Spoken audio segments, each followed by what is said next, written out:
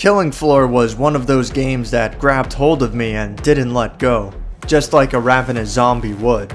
It was simplistic, but with just the right amount of depth. And now we have the sequel, not only on PC, but on PlayStation 4 as well. For all intents and purposes, Killing Floor 2 is extremely similar to the original, but with a new coat of paint. Players choose from one of 10 perks, 3 of which are brand new, which will dictate the playstyle and weapons available to use. Wave after wave of zombies, monsters, and other freak mutations bombard a team of up to 6 players, culminating with a boss fight against a single ridiculously powerful enemy, either the classic Patriarch or the new Dr. Hans Volter. In between waves, a shop is available to purchase armor, ammunition, and weapons. Along with weapon preferences, some perks also have unique traits, such as night vision goggles, faster movement speed, or the ability to provide free ammo for the rest of the team. Enemies are mostly recycled from the first Killing Floor, with some new variants added to the mix. They consist of typical run-of-the-mill zombies and some more dangerous monsters, like the Siren that deals damage to all those around her with her piercing scream, or the Husk, who's equipped with a combination rocket launcher and flamethrower. Everyone on the team needs to quickly rethink their strategies once a Scrake or a Fleshpound enter the fray, as their immense power can quickly decimate an unsuspecting player. New to Killing Floor are the elite versions of these zombies, such as the Elite Alpha, who's capable of powering up the zombies around it, or the Elite Crawler that can explode and leaves behind a toxic cloud. Getting a handle on all these different enemies and figuring out on the fly which ones to focus on can be overwhelming at first, but their designs contrast each other enough so that they stand out really well, even when battles become chaotic. With its early access beginnings on PC, only a paltry 3 maps were available, but new content, both maps and weapons, have been steadily added. As of this review, there are now a total of 16 maps, which I would say is a respectable amount. All of the maps vary quite a bit, both aesthetically and via their layout. Some maps are more flat and open-ended, while others are maze-like and feature multiple floors. They're not quite as large as some of the massive classic maps like Farm, Wire, or Mountain Pass, but they're definitely more intricate than most of the ones from the original. Still, I sure wish I could play Offices, Manor, and West London again. I have a lot of memories from those places. The controls and physics are comfortable to use. Anyone who's played a modern first-person shooter like Call of Duty or Battlefield should feel right at home. But some exemptions help Killing Floor stand out from the crowd, like welding doors shut to hold back zombies and a slow motion effect for the whole team that activates when a player is performing well.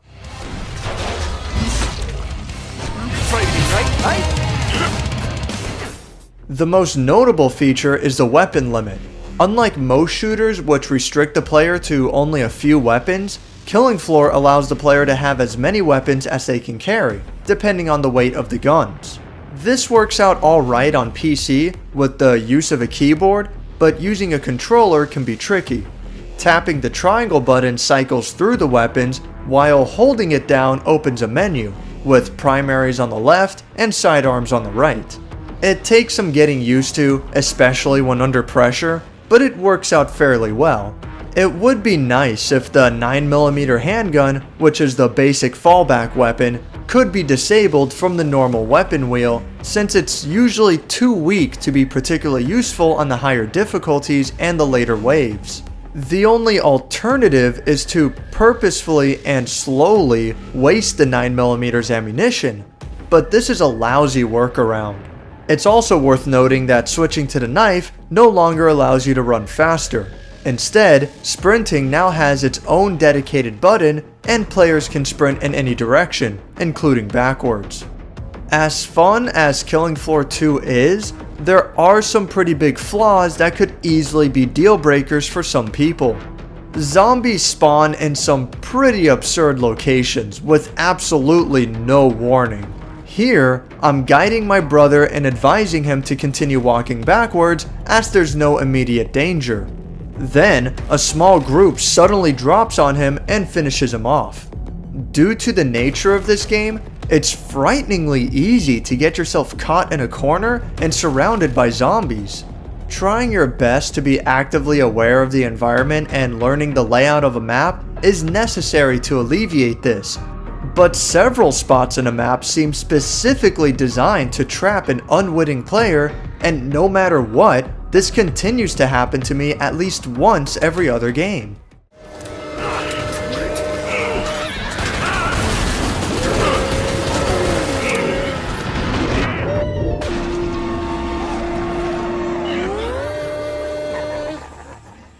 It feels really cheap to go on a decent run only to have victory snatched away from you when you were least expecting it. This isn't too much of an issue on the easier difficulties, but it's a real problem on the higher ones. Death also serves a severe penalty on the player because they drop the weapon they were currently holding. Any other weapons they had simply disappear. Furthermore, it's really common for another player to simply take your weapon and then sell it to the trader without a second thought. This is awful since saving up for a $1,500 weapon can take the better part of half a game, and losing it in an instant feels terrible. Players can also drop weapons and give away money, but good luck relying on random players online to help out. It's for these above reasons why I find Killing Floor 2 to be a multiplayer game that requires teamwork and communication.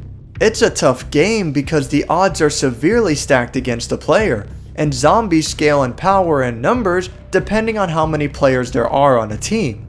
So if 3 players not communicating is bad enough, then imagine 6 lone wolves trying to take on over 100 zombies.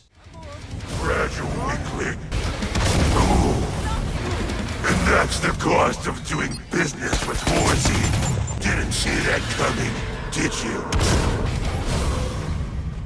Superior genetics always triumph.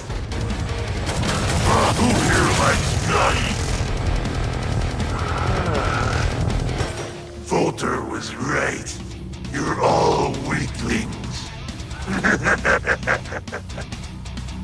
Killing Floor 2 now includes some brand new, licensed music from bands like Impending Doom, Living Sacrifice, and Demon Hunter.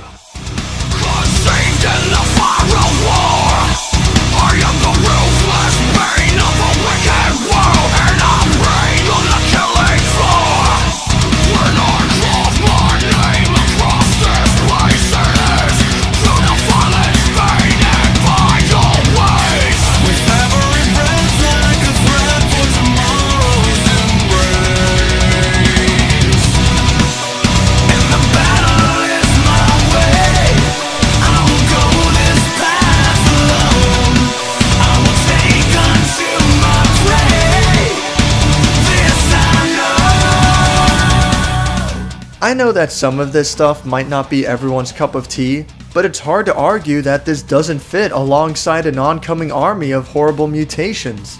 Personally, I think the music selection is excellent and fits well with the theme of the game, but I'm disappointed that there's no playlist option to select preferred songs. I should also point out that the vocals for the music can be turned on or off, which is an unusual but welcome feature.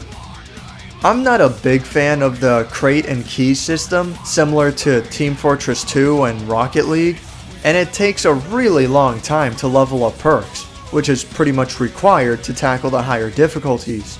But these are more minor gripes that I can easily live with, and I'm sure most people can as well. Something that I can't get over is how much easier this game is playing solo. All of the enemies' health, power, and size of the horde are greatly reduced, and I don't have to worry about someone running past me and bringing me a flesh pound at the most inopportune moment.